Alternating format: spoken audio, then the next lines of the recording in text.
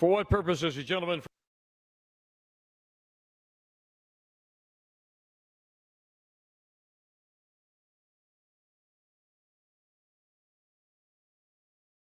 Coverage and imposes annual and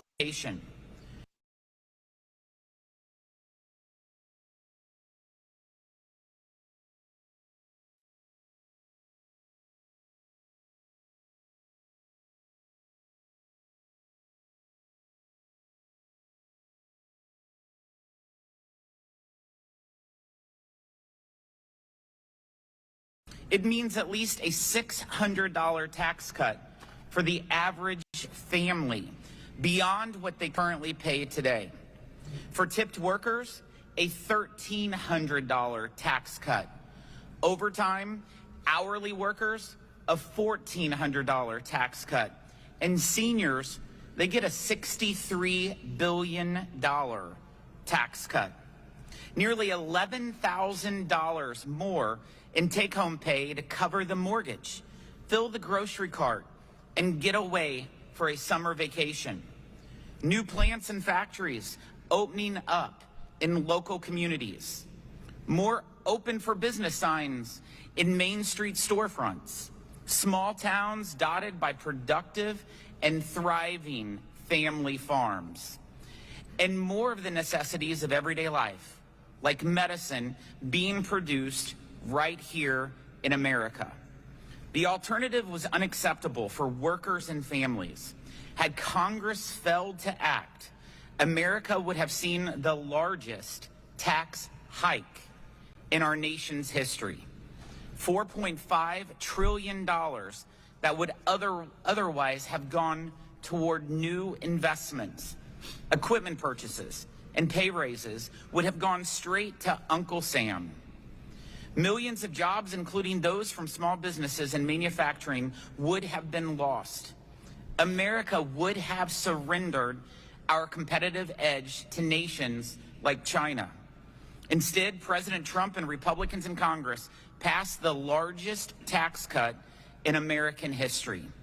Because of that, the average American who gets up every Monday and goes to work has a better shot at providing a decent life for themselves and their family.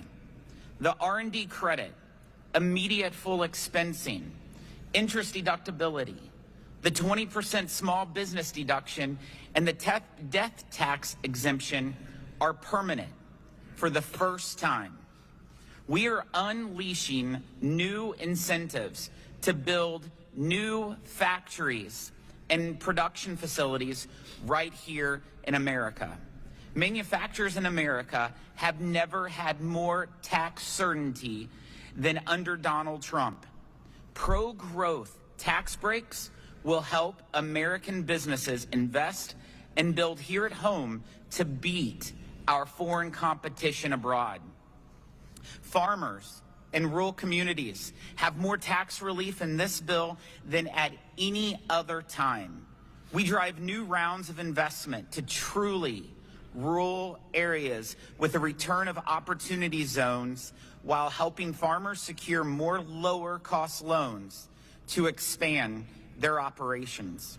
The One Big Beautiful Bill pairs permanent pro-growth tax policy with the largest mandatory spending cut in American history to improve our nation's fiscal health. The result will be more jobs and prosperity restored back to America. The One Big Beautiful Bill protects and creates 7 million jobs, including 1 million manufacturing jobs. Small businesses alone will create 1 million new jobs each year. Forecasts show economic growth will increase by more than a full percentage point each year for the next 4 years, and actually drive down our deficits each year as a result of this bill. We can choose to mock those predictions or realize that those same predictions after passage of the 2017 Trump tax cuts were much closer to what actually occurred than the numbers from internal Washington scorekeepers. I'm so glad that we are joined today by some of the Americans who are the winners of the One Big Beautiful Bill: farmers, small businesses, and manufacturers. Thank you for taking the time away from your family and work to share how the One Big Beautiful Bill will improve your life, your employees' lives, and your communities. We also want to hear from all of you in the audience. There will be clipboards right there that will be passed around during the hearing for you to share with the committee how the One Big Beautiful Bill affects you. We want to hear your voice and your story as we implement President Trump's pro-growth and pro-worker agenda. Those comments will then be entered to the official record for this hearing. I'm pleased to recognize the ranking member, Ms. Sanchez.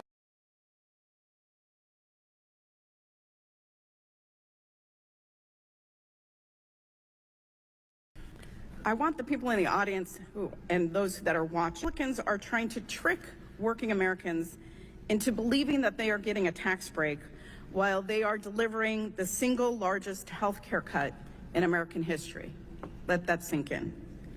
While the Republican Party pretends to be the party of the working class, they consistently prove the opposite. Facts are facts, and I'm going to spit some facts. This bill gives the top 0.1% an average tax cut of $309,000 in 2017 alone. Los Angeles County's child poverty rate is 17.7%, which is over 4% higher than the national poverty rate. Do you know what the average Angelino parent could do with an extra $300,000 a year? That breaks down to $847 a day that billionaires get in tax relief. Imagine if that money was going to children in poverty instead. And Republicans might say, but we did expand benefits for children in poverty. Well, for people making under $50,000 a year, the expansion amounts to only 68 cents a day, far below what it takes to lift a child out of poverty. If those numbers were flipped, we could give working families hundreds of dollars a day in benefits.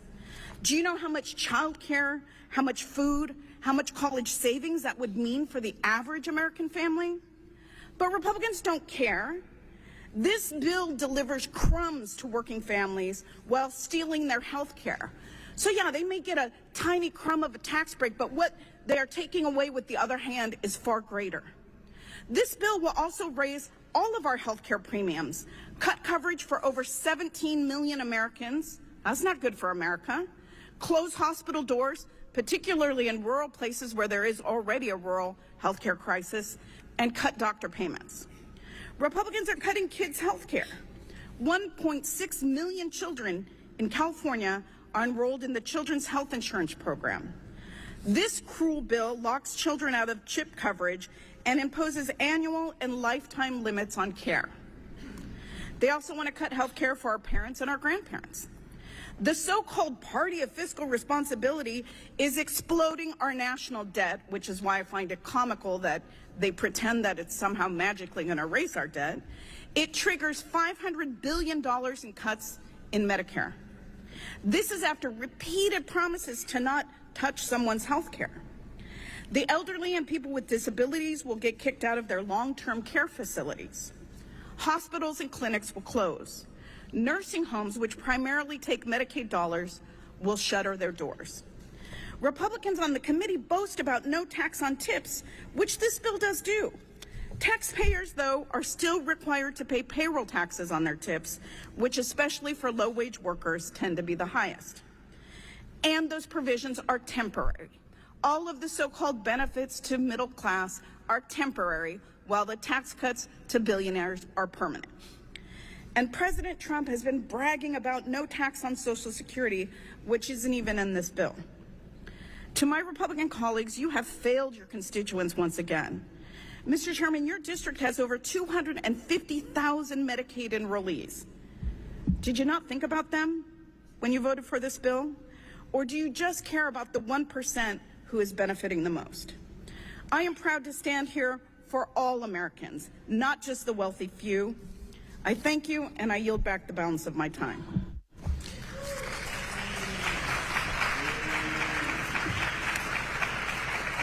I'm pleased to recognize the gentleman from California, Mr. Fong, for 1 minute to provide a brief opening statement. Thank you, Chairman Smith and the entire Ways and Means Committee for having me here in my home state of California. It's an honor to be here at the Reagan Library in Simi Valley as we hear directly from local business owners on how the One Big Beautiful Bill will support our farmers, our ranchers, and our small businesses. By making the 2017 Tax Cuts and Jobs Act permanent, this bill delivers a historic tax cut to Central Valley farmers and families, an area that I'm proud to represent. Relief of over $3,000 a year, and locks in the 20% small business deduction, benefiting nearly 42,000 local businesses in my community. It also restores full expensing for business investments, driving economic growth. For my agricultural community and our state's agriculture community, this bill makes the death tax exemption permanent, helping over 3,200 family farms and ranches in my community stay in the family. It also invests $1 billion in critical water infrastructure like canals, reservoirs, and groundwater water recharge to support drought-stricken areas and regions right here in California. And by expanding trade and crop programs, it ensures long-term support for the Valley's world-class farmers. Simply put, this bill builds a stronger economy, a competitive workforce, and a more affordable future for California and our nation. Thank you, Mr. Chairman, and I yield back. I'm pleased to recognize the gentlewoman from California, Ms. Chu, for 1 minute to provide a brief opening statement.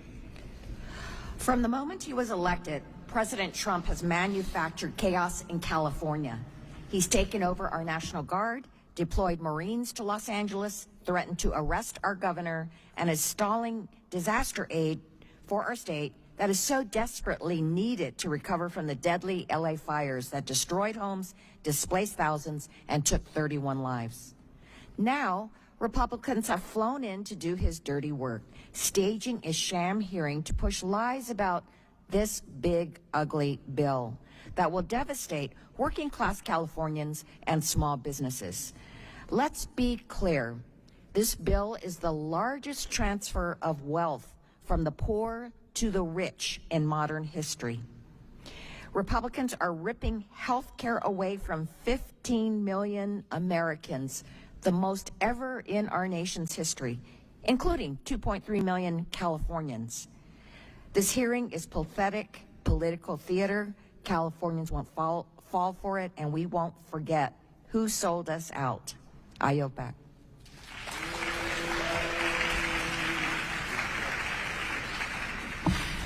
I would like to remind the audience that clapping is a disruption of a congressional proceeding. I've allowed it a couple times, but please honor the federal rules of order within a congressional hearing. I'm pleased to recognize the gentleman from California, Mr. Gomez, for 1 minute to provide a brief opening statement. Thank you, Mr. Chairman.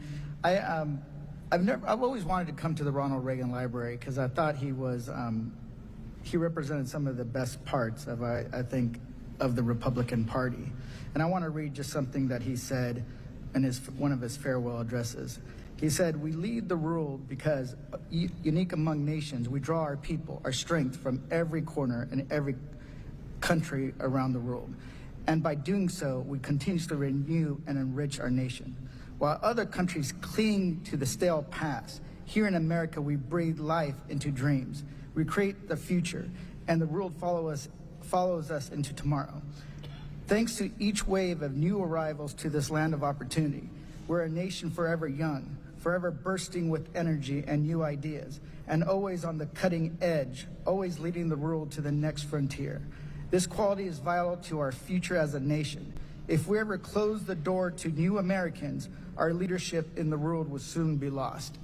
I think that this Republican Party has turned their back on the legacy of Ronald Reagan, turned their back on the legacy of America and what makes us unique. And no matter what J.D. Vance, no matter what Donald Trump say, America is for immigrants. With that, I yield back. I will now introduce our witnesses. Kevin Kester is a rancher at Bear Valley Ranch. We have Raymond Huff is president of HJB Convenience. And we have William Fulton is vice president of business development at Robinson Helicopter Company. We also have Jay Timmons is president and CEO of the National Association of Manufacturers. We have Dr. Josh Rowe is a senior fellow at the Hoover Institute. And we have John Kim is the president and CEO of Catalyst California. I want to thank you all for joining us today. Your written statements will be made part of the hearing record, and you each have 5 minutes to deliver remarks. Mr. Kester, you may begin when you are ready. Good morning, Mr. Chairman and members of the committee. My name is Kevin Kester. I am a fifth-generation rancher from Parkfield, California. I'm the owner of Bear Valley Ranch and Vineyards. I have the good fortune to be there with my wife, June, my children, and my grandchildren, and together we raise healthy cattle and nutritious beef for consumers across the country. I am here today on behalf of the National Cattlemen's Beef Association, where I previously served as the president, and I also served as chair of the Tax and Credit Committee. NCBA has been the trusted leader and definitive voice of the U.S. cattle and beef industry since 1898. I am honored to share our perspectives on the important benefits of the big, beautiful bill. On behalf of cattle producers throughout America, I offer my sincere thanks to the members of the committee and to President Trump for developing a tax package that enables family businesses like ours to compete and succeed for years to come. Thank you for providing long-term relief from the death tax, for permanently extending Section 199A, increasing Section 179 deduction, and restoring 100% bonus depreciation. With these tools and others in the tax package, rural family businesses like ours are more equipped to compete with larger corporations and spur growth in our local economies. For cattlemen like me, long-term relief from the death tax is a significant victory. I cannot overstate that. The death tax relief we fought to secure in the 2017 Tax Cuts and Jobs Act was set to expire at the end of this year. And for many cattle producers, that would have triggered a massive tax on many estates. Farm and pasture land is our most valuable assets. And sadly, many families must sell parts or all of their operation to pay for the death tax. This land is used to produce food, and it is land that we have paid taxes on for decades. Taking land and livestock out of production significantly hurts the profitability of our family agricultural operations across this country. NCBA published the results of a nationwide tax survey, and of the 1,200 respondents, 60% of cattle producers would have negatively been impacted if the death tax reverted back to its previous levels. And unfortunately, I have firsthand knowledge of the devastating impact of the death. It took many years for me and my family to pay it off. That is something I hope no farmer, rancher, or family business ever has to face. Thankfully, because of your leadership, many families can breathe a sigh of relief. Likewise, the permanence of 199A small business deduction can compete on equal footing with corporations. Many cattle operations, businesses, and many of them would have faced tax increase if the deduction expired. By permanently extending 199A, cattle producers are empowered to make thoughtful planning decisions for the future without worrying if they will face a tax increase down the line. Like other small businesses, cattle operations require significant investments in machinery, equipment, and depreciable assets. And we rely on Section 179 and bonus depreciation to afford those necessary investments. Increasing Section 179 and restoring to 100% bonus depreciation is a major win for small businesses. And making these provisions permanent will give us the flexibility we need to invest wisely in our businesses. The tax package of the One Big Beautiful Bill contains many provisions that will help my family and many other ranching families as we plan for the future and spur economic growth. I greatly appreciate the opportunity to participate in this hearing, and I look forward to answering your questions. Thank you, Mr. Chairman. Thank you, Mr. Huff. You're now recognized. Thank you, Mr. Chairman, ranking member, members of the committee, for allowing me to talk about the One Big Beautiful Bill and how it helps small businesses like mine. My name's Raymond Huff. I'm president of HJB Convenience. I'm also a board member for the National Association of Convenience Stores. I've been in the convenience industry since 1988, and my business has seen its ups and downs. From having stores in the World Trade Center during both 9/11 and the 1993 bombing, to providing a livelihood for a great group of employees who have stayed with me for an average of 20 years. Today, I operate 7 convenience stores and have 16 employees. 2 of those stores are in Los Angeles area.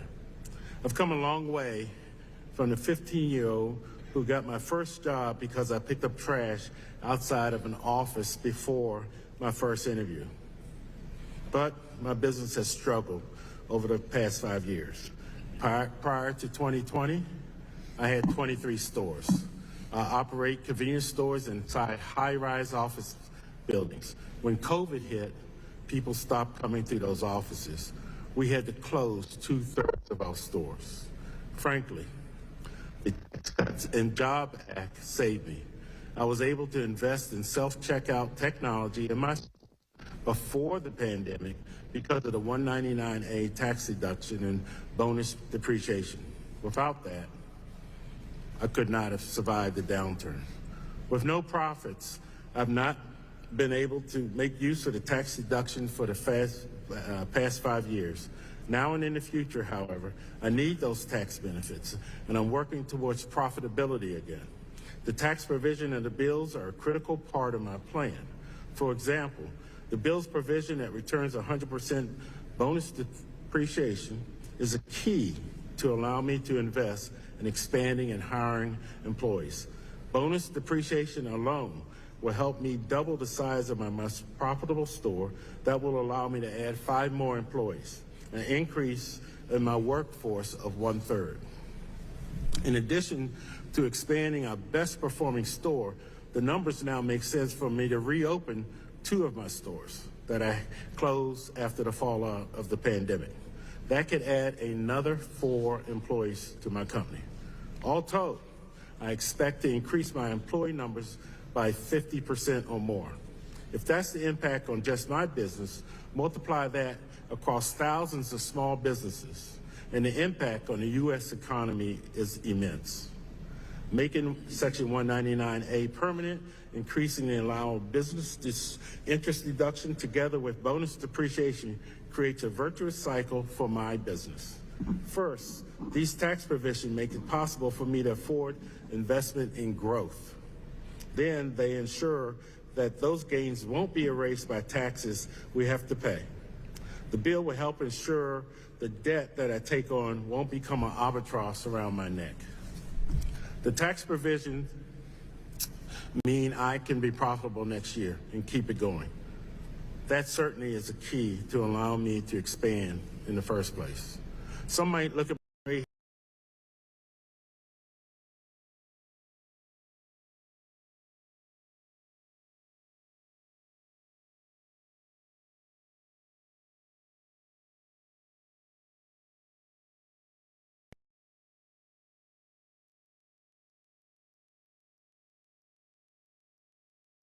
businesses are not just about ourselves.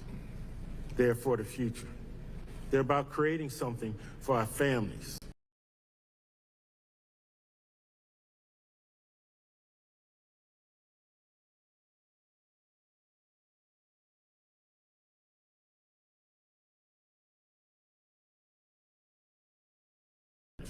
And the bill fits so well. The bill will let what I've built stay here for our communities, our employees, and my family after I'm gone. With the passage of the bill, you've allowed small businesses to plan, invest, expand, and hire. Thank you for understanding that business owners like me need a level playing field and a fair shot at success. Your bill has done that and provided the boost small businesses really need. Thank you for your time today, and I welcome your questions. Thank you. Mr. Fulton, you're now recognized. Good morning, Chairman Smith, Congresswoman Sanchez, and members of the Ways and Means Committee. Thank you for your leadership, and on behalf of manufacturers across the United States, and for the opportunity to appear before you today. My name is Will Fulton, and I'm the Vice President of Business Development at Robinson Helicopter. I'm a proud U.S. Army veteran, having had the honor and privilege of flying Longbow Apache helicopters through 2 combat deployments. After serving my country, I have now worked in the aerospace and manufacturing industry for more than 15 years.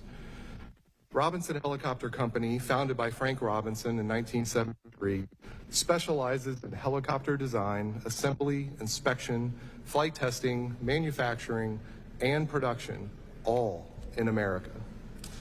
Our Torrance, California manufacturing facility is the world's leading commercial helicopter manufacturer, period. Robinson is a fully vertically integrated facility that builds 100% American-made helicopters and unmanned platforms for our first responders, wildfire prevention, disaster relief, and both commercial and military flight training. In fact, we are currently competing to win the U.S. Army's Next Generation Flight School Trainer with the only helicopter that is truly 100% made in America. Our code is simple. The work we do makes the world work. Accordingly, we take every step necessary to make sure we execute at the highest level. We manufacture 80% of the components used in our products from raw material ourselves, with the majority of the remaining 20% supplied throughout the United States. Most of those critical suppliers remain within 100 miles of our headquarters in Southern California. Our 1,300 employees make more commercial helicopters in a year than any other company in the world.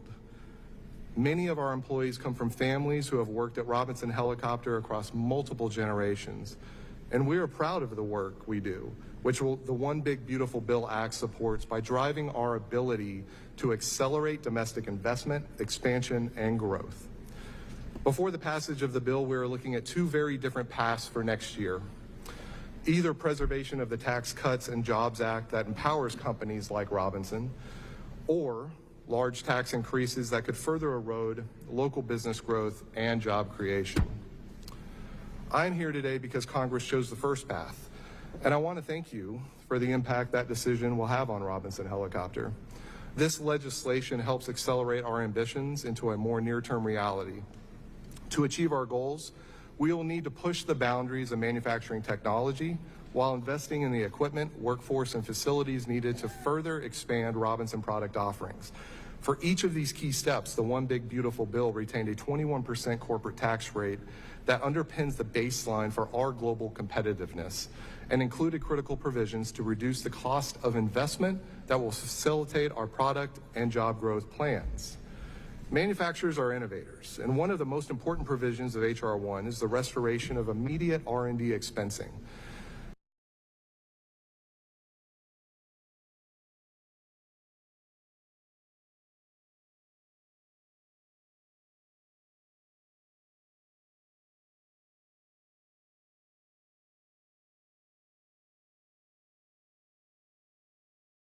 Nationally, when you cut rates, you unleash prosperity. Now, one obstacle to pro-growth tax reform is how the CBO and JCT measure the supposed costs of tax policy changes. These agencies routinely underestimate the economic growth effects of tax cuts. Compounding the problem is a lack of transparency in their economic models. Congress should address this by requiring these models and their source code to be made publicly available. The CBO estimates that the bill will raise primary deficits by at least $3.4 trillion. But if they had used behavioral assumptions consistent with the findings of the research that I just cited to you, the score, the cost, would be and will be far lower. Just a half percentage point increase in productivity growth, a half percentage point increase, very plausible outcome, would raise annual growth to 2.5% per year and reduce deficits by $2 trillion over the decade. That would offset more than half of the CBO's projected costs, and that's not even counting any tariff revenue raised by the administration. The beautiful bill is not exploding debt, it is exploding prosperity. I also want to applaud Chairman Smith and his committee for opposing a global tax code, which would surrender U.S. sovereignty. Going forward, this committee should make sure that the understanding reached at the G7, which led to the removal of the retaliatory measures from the bill, is properly implemented. Congress must retain its full constitutional right to cut taxes without seeking foreign approval or pledging revenue to other nations. America did not fight a revolution so that 250 years later we'd have to ask France for permission to cut our tax rates. Congress should now keep going down the path it trailblazed with the 2017 and 2025 acts. A top priority should be permanent full expensing for all capital purchases and rate reductions for individuals and businesses paired with more limits to other deductions. Beyond taxes, regulatory reform is critical for growth. I think permitting reform may offer bipartisan opportunities. The majority could also seek further bird rule compliant provisions that reduce regulatory burdens. A terrific example is your Section 60026 of the bill, which allows applicants to pay 25% higher fees for expedited federal environmental reviews. That is an ingenious provision, since the economic costs of delay and uncertainty from these reviews dwarfs the review fees. Finally, no tax policy is sustainable without spending discipline. The beautiful bill made progress, but further restraint is needed. Without it, today's tax cuts won't remain truly permanent, because tomorrow's taxes, or inflation, which is also a tax, will pay for unchecked spending. 4 decades ago, President Reagan asked Americans to help put our financial house in order so that tax, spending, and monetary policies would support, not hinder growth. As we meet here at the Reagan Library, the challenge is even greater, but the call remains the same. Thank you, and I look forward to your questions. Thank you. Mr. Kim, you're now recognized. Thank you, Chairman Smith, Ranking Member Sanchez, and members of this committee for the invitation to speak today. My name is John Kim, President and CEO of Catalyst California. For over 25 years, Catalyst California has been working to build just and equitable public systems and increase access to opportunity for all Californians. I appreciate the opportunity to speak on the economic and real-life implications of H.R. 1 here in California. We know the national picture, what that'll look like. First, according to the CBO, H.R. 1 is the most costly bill in history, adding $3.4 trillion to the deficit through disproportionate handouts to billionaires while cruelly cutting life-saving programs like Medicaid and SNAP. By 2027, the top 0.1% of Americans will receive, as mentioned, an average tax cut of $109,000. Comparing that with low-income earners who will only receive an average tax cut of $247 per year. That is 68 cents a day for working-class Americans. All while the unprecedented cuts to Medicaid and SNAP will trigger a wave of mass poverty by severely limiting access to health care and taking food and groceries off the table for millions of Americans. So what does this mean for California? This means that the cuts to Medicaid will put more than 3.5 Californians at risk of losing coverage by adding red tape and bureaucracy. This means that the failure to extend the ACA premium tax credit will put an additional 660,000 Californians at risk of losing health coverage through the state marketplace.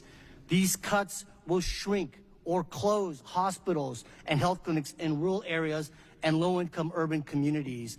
And the 20% contraction of the SNAP program will mean 3 million California families, including children, seniors, and people with disabilities, will be in danger of increased poverty and food insecurity. Secondly, we sit here in Southern California, which is still reeling from the effects of a man-made humanitarian disaster by the federal and ICE siege of Los Angeles. For weeks, unidentified masked men have been roving our streets terrorizing communities, and violently disappearing our hardworking neighbors, service providers, food vendors, and construction workers. As the numbers show, these coordinated federal enforcement actions are not about going after criminals. The vast majority of those detained have not committed a crime since coming to this country. This is about performative terror. This is about control. At the same time, because of these violent raids, we are seeing an invisible humanitarian crisis unfold as whole communities go deeply underground. Children kept indoors and not sent to summer programs. Parents unable to go to work and earn enough for food and rent.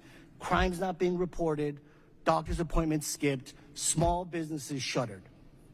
H.R. 1 will massively expand this fear-based detention and deportation machine, which will destabilize lives and local economies all across this country as it did here.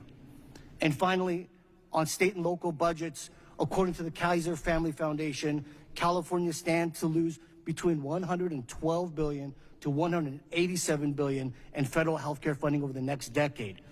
You add that, another $2.5 billion per year with the tax cuts from the SNAP program.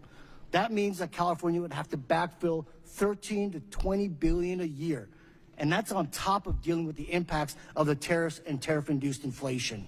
Here in Los Angeles County, local leaders already announced that congressional actions will drain $1 billion out of our county's health system. These cuts will not only affect those who rely on those programs, but will mean overflowing emergency rooms, longer waits, fewer hospital beds, and higher costs for all of us. While I'm sharing California and LA specific numbers and impacts, we should be clear that versions of this devastation will be felt in states across the country, not just in blue states and cities.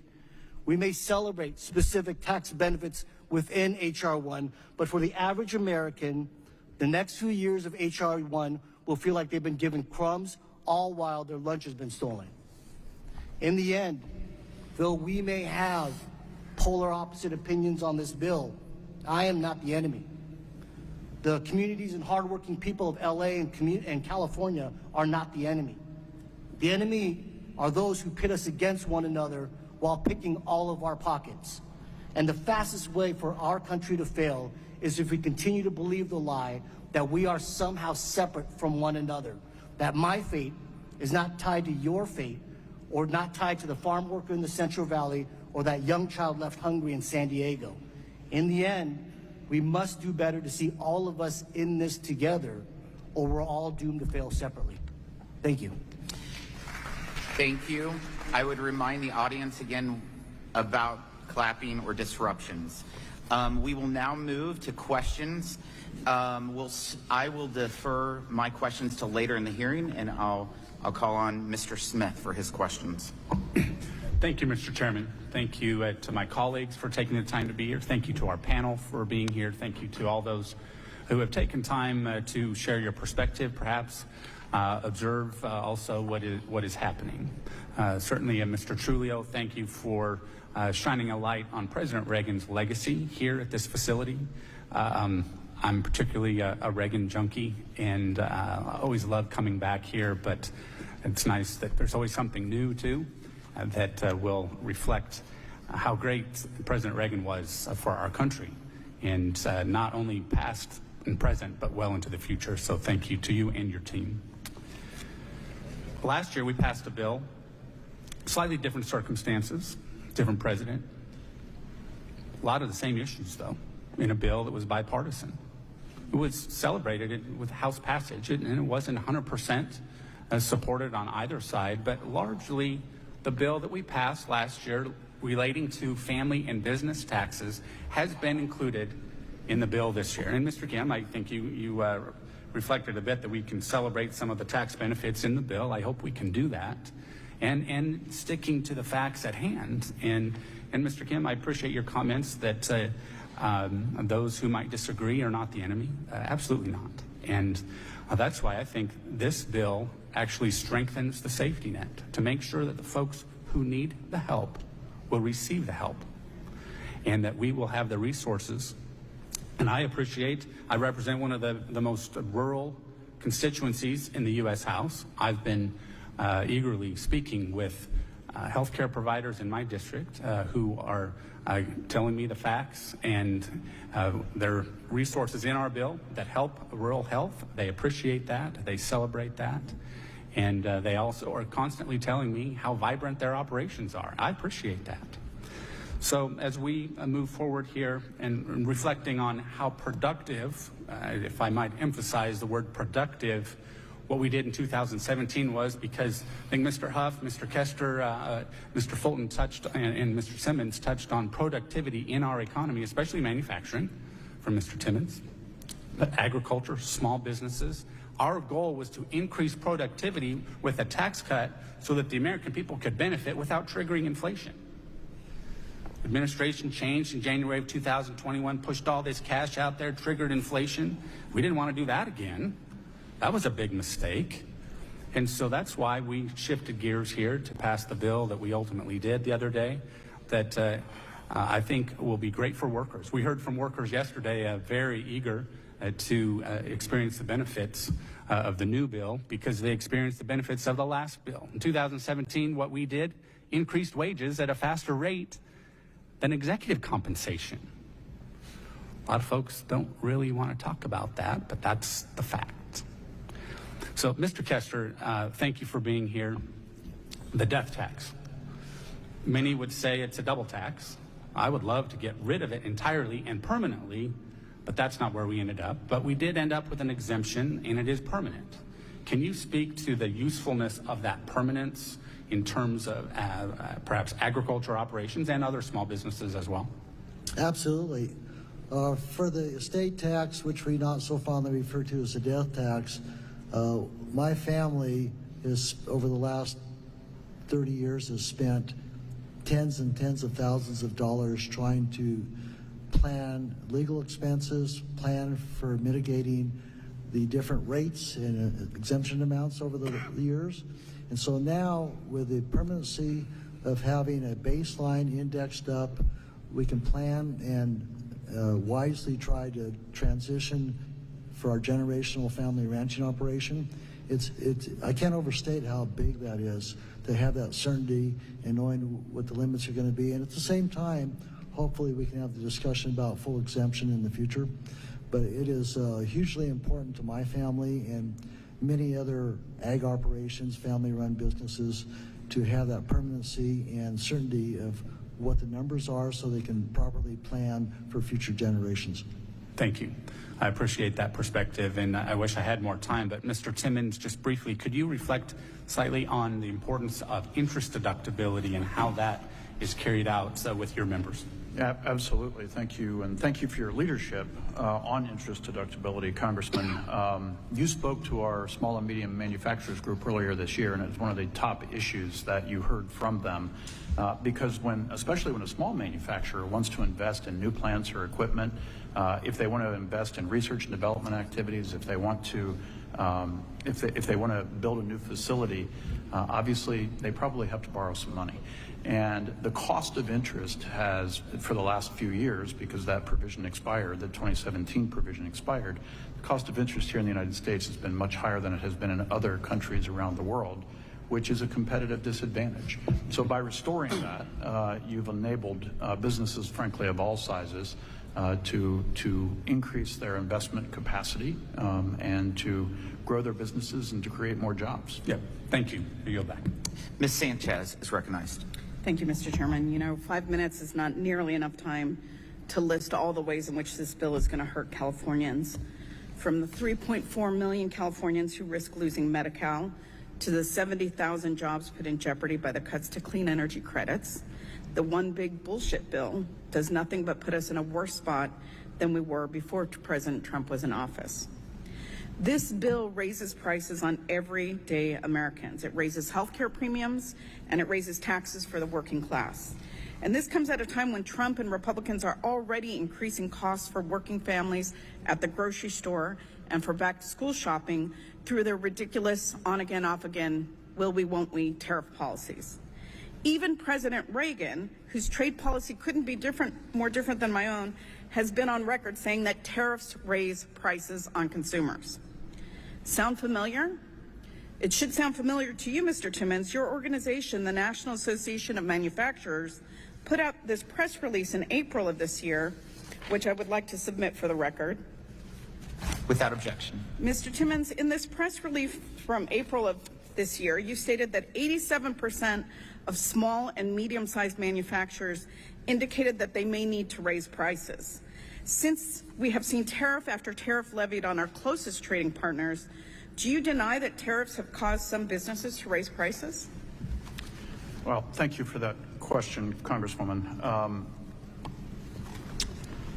I'd like to address a couple of things that you said there. I just asked a simple question, and I've got limited time, so a yes or no answer would suffice with a brief explanation. Sure. Do you deny that tariffs have caused some businesses to raise prices? So, as I've said, businesses are very concerned right now about the tariff policy, and we'd like to know, frankly, what the solution is going to be and what the administration is going to negotiate with various countries.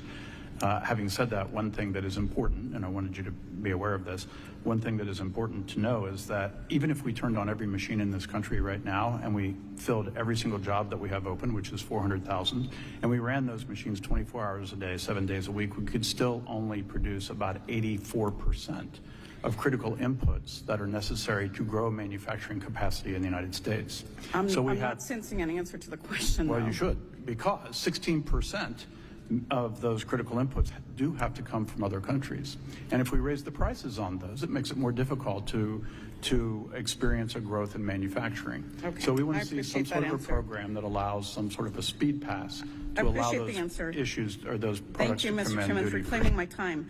I just want for the record to note that beef prices are hitting records, rising almost 9% since January, according to the Department of Agriculture, and retailing for $9.26 a pound. If you do grocery shopping weekly, like I do, I don't imagine most of you guys do. I bet you have others that do it for you. No, you my notice husband and I notice both the do the increase shopping. in prices. June's consumer price index also showed that steak and ground beef prices are up 12.4% and 10.3% respectively over last year. Fasteners are up 10 to 30% according to the CEO of the Bossard Group, and roasted coffee prices in the U.S. surged 12.7% in June compared with a year prior. And according to data from the Bureau of Labor Statistics, instant coffee saw a 16.3% increase. So I think it's fair to say that the tariff policy is causing an increase in prices. There's another burden that this bill places on my constituents that I would also like to discuss, because the bill allocates an additional $75 billion of the B towards ICE detention centers, enforcement, and personnel. This rogue agency has been racially profiling and harassing constituents, U.S. citizens, many of them, for weeks now in my district. Republicans on this committee are adding $4.1 trillion to our national debt, and they are largely spending that money to illegally detain and deport U.S. citizens, harass and beat protesters, and shut down the local economy. Last month, ICE officers urinated on school property mere feet away from an elementary school that was in session for summer school. And the same officer who violently arrested and detained a 20-year-old U.S. citizen in my district was arrested for sexually assaulting a woman at an LA restaurant a few weeks later. And Republicans want to spend our tax dollars to give bonuses to these people with zero accountability. Mr. Kim, how have these recent ICE raids harmed Californians and small businesses?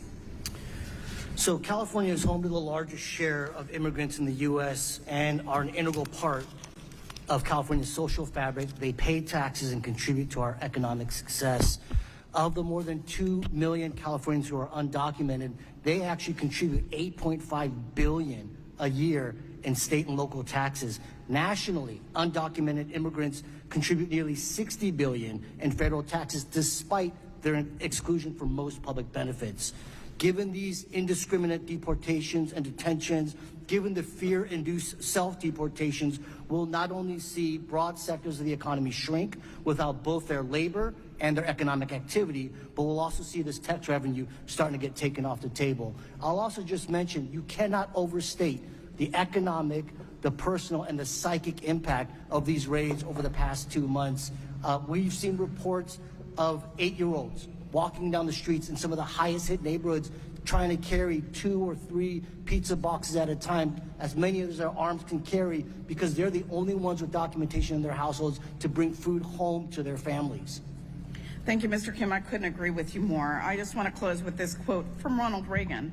I believe amnesty for those who've put down roots and lived here, even though they may have entered illegally. I would remind my Republican colleagues that if you're going to put him on a pedestal, you remember what his teachings are. And with that, I yield back. Mr. Fong. Thank you, Mr. Chairman. As someone who represents the food production capital of California, this bill is no doubt a positive and necessary thing for our agricultural community. My region is just 1% of the total farmland in our country, but we produce a quarter of our country's food. My region grows over 250 different crops. We're 40% of the nation's fruits, nuts, and vegetables. We produce dairy, grapes, cattle, lettuce, almonds, pistachios, strawberries, tomatoes, carrots. So for those who go to the grocery store, I would like everyone to thank the farmers and ranchers in my community that produce the food that we all enjoy. Mr. Kester, thank you for what you do to grow cattle in our community and across the country. I was wondering if you could talk about how lifting the financial burden that this bill does allows you to empower yourself and your family to reinvest in your ranch, and whether it's buying a new tractor or any other equipment. What does it mean in your operation to allow you to produce the food that we enjoy? Oh, it means everything. We were hamstrung in our operations for more than a decade because of having to pay the federal government death tax liabilities over that period of time. And so now that having bonus depreciation and the increase in Section 179 deductions, it means everything for us being able to have the capital to stay in reserve and not have to pay for taxes, to use it for investing in our communities. It vibrates all the way through our economy with equipment manufacturers, feed stores, retails, and so it's vastly important. And I'd like just to say real quickly, for high retail beef prices, it has nothing to do with tariffs. It's simply a supply and demand issue. And we have the lowest beef herd since 1961 here in the U.S. Consumer demand, even at the high retail prices, U.S. consumer demand hasn't dropped one iota, to my happy surprise. And it's because of the quality of beef here in the U.S. So it's not related to tariffs or anything else. It's simple supply and demand, and we just need to grow our beef herd a little bit more. Thank you for that. You read my mind. I was going to ask you to address the beef price issue. I think you and I had that conversation earlier. And so I think this is important to emphasize that when we talk about supporting our farmers and ranchers, this bill is a huge step forward. And I can say, as someone who represents the food producers in California, that's why this bill is so important and why it had to be done. To Mr. Fulton, as someone who represents an area also that has been dealing with catastrophic wildfires, and of course, as you mentioned before, our entire state is in a year-round fire season. I read about your the technology that you're investing in to help our state meet the demands and to combat wildfires. Something that's top of mind. I think it shows, again, a real-world example of how this bill allows for this research and development and expensing for companies like yours to actually have meaningful impacts to the safety of our communities. Could you talk about how the R&D expensing and how it allows you to accelerate technological innovation within aerospace or within the research you're doing to innovate and develop new technologies and new capabilities? Yeah, thank you for the question. Absolutely, very excited about this capability. We are going to be able to have predictability, and with that predictability comes accelerated advancement and accelerated economic inputs. And for us, and for our suppliers, which I mentioned earlier, are all throughout California, we are able to really take hold and grasp that and then expense those R&D expenses for the new RD8 that I mentioned, right? And we can do that faster. And when we do that faster, we're going to buy more machining. And when we buy more machining, we're going to continue to expand that footprint. But it's actually going to go to serve the community. So that new helicopter with those drones are going to be able to go out with one person on board to point of ignition faster. And we think that's really important. We are in Los Angeles County. We were impacted by the fires. Our workers were impacted by the recent fires. They see the need for this enhancement, and they see the need to do it 100% in the U.S. And once again, I like to circle around to the fact that our factories are really the closest thing that you will see, we believe, to a modernized World War II factory that exists in our nation. We take raw material and we turn it into aircraft and flying vehicles. The advancement of R&D expensing allows us to do that much faster, better, and cheaper. Sure. Quite frankly, we just get more bang for our buck. Thank you. I've run out of time, but I just want to thank you for the testimony. But when you go to the grocery store or you see those helicopters that are fighting the wildfires in our state, in our community, they're benefited by the bill and the benefits of what we've done. So thank you. Now yield back. Mr. Kelly. Thank you, Chairman. First of all, thank you all for being here and taking time out of your lives to come and talk with us. I think that Chairman Smith, when we first started session, we thought that let's take the committee out into the country instead of waiting for the country to come into Washington, D.C., because that's an expensive trip. But meeting with you right here on your ground is something that's amazing. And I'm fascinated by everybody's love of President Reagan, because I actually was alive when President Reagan was alive, and I don't think any president ever got more criticism than President Reagan. So I guess it's like people who paint pictures. Nobody appreciates your talent until after you're gone.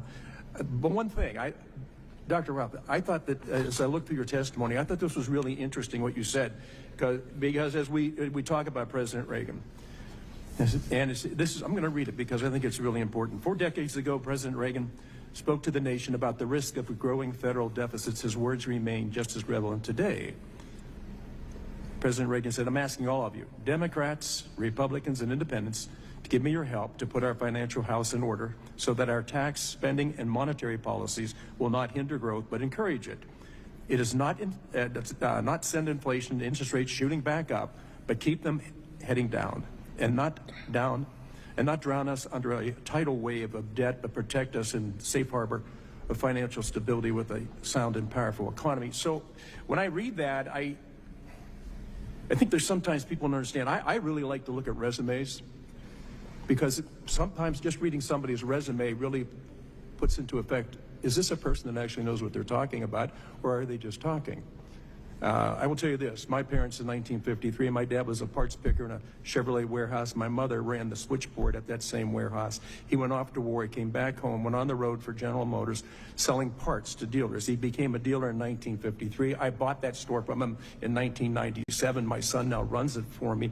But I think we always get so wrapped around the axle on what it is that is really going on in this country. So much like Charles Dickens in The Tale of Two Cities, it was the best of times, it was the worst of times. We've all seen the worst of times. We've seen the best of times. So when I read all your resumes and stuff, I thought, this is really important, because you've actually been on the field. And I personally feel that nobody should serve in a public office unless they've actually been in the private sector and lost their job at least once through no fault of their own. You really start to wonder why, who the heck is making these policies if they've never been on the field, never been in the game? How are they making policy? So if you can't, every one of you have an interesting story. Maintaining a business, keeping the business going, making sure that all these different benefits, by the way, it's not just the government that provides health care, it's not just the government that provides pensions.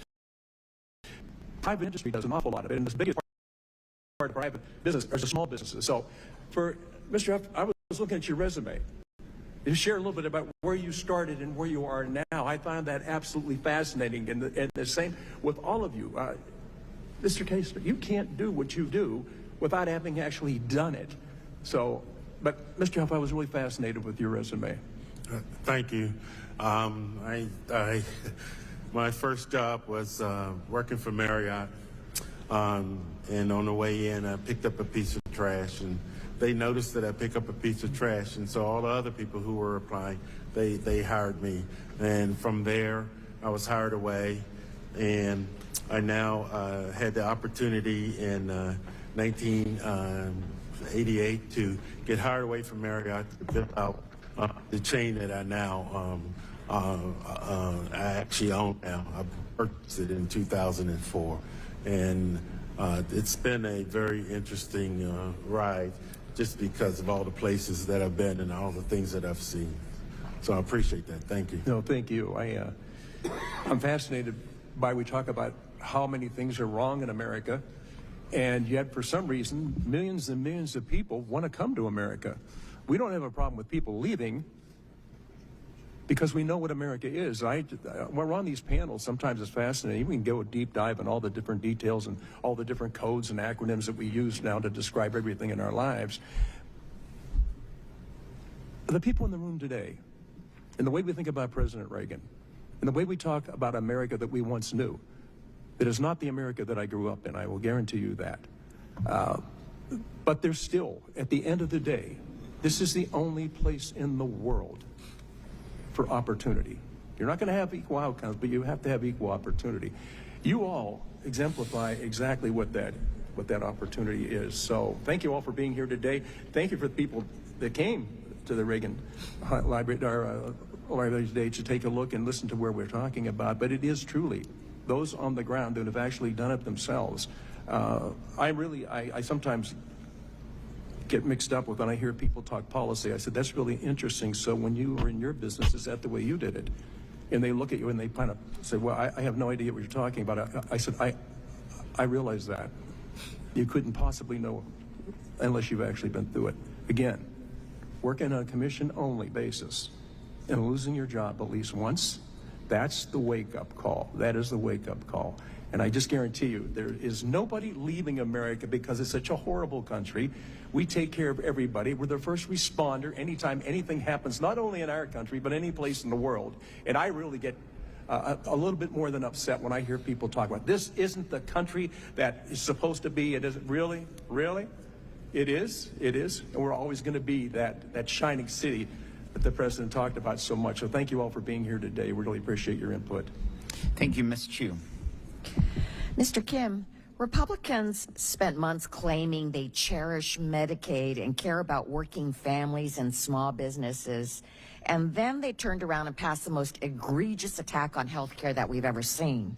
Their big ugly bill slashes over $1 trillion from our health system and enacts the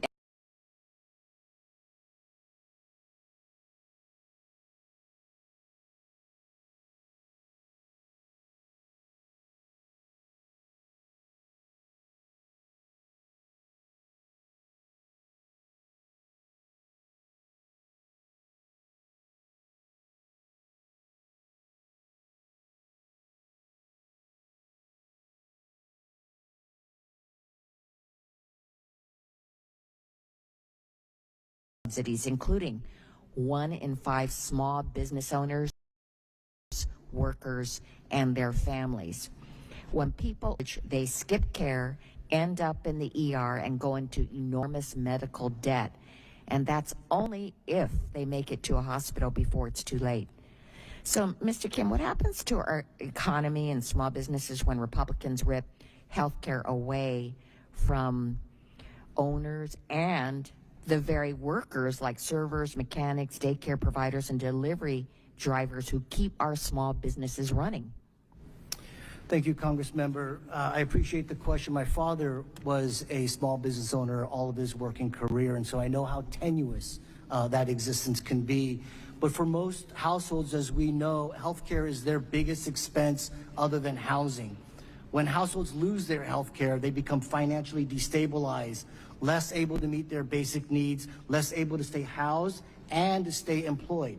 and of course, less able to take care of their families. The impacts on small business who are already struggling with the uncertainty of the tariffs, the high cost of goods and services will now be exacerbated by the struggle to find a stable, quality workforce to help them run those businesses.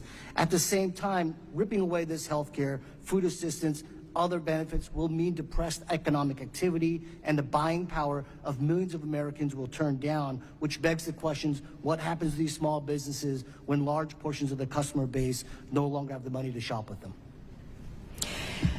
Mr. Kim, Donald Trump and Republicans have repeatedly lied about the big, ugly betrayal, this bill that they claim will help the working class and small businesses by providing them with tax relief. And so after they made a massive tax cut for corporations in 2017, from taking it from 35% to 21%, they came up with this 199 Cap A deduction, claiming that it would help small businesses. But the truth is that this so-called small business tax relief, the 199 Cap A deduction, is just another giveaway to the wealthy. In fact, in 2022, the top 10% of taxpayers got pass-through deductions, this deduction, that were 3,000 times larger than those at the bottom. And in fact, it is really shocking, but the data shows that 70% of the benefits flow to the wealthiest 4.5% of the recipients. That means that the crumbs go to the rest of the 30%. And this is because it's so complicated to claim. The smallest entities either don't earn enough income to take advantage of it or can't hire accountants to navigate its overly complex rules. So this tax deduction in this big ugly bill is really a sham. And after it was set to expire, it's just being continued. But this isn't about small business, it's about making the rich richer. So, Mr. Kim, is making a tax deduction permanent that flagrantly caters to millionaires over the smallest of business owners, including those earning $50,000 a year, is that good for California small business?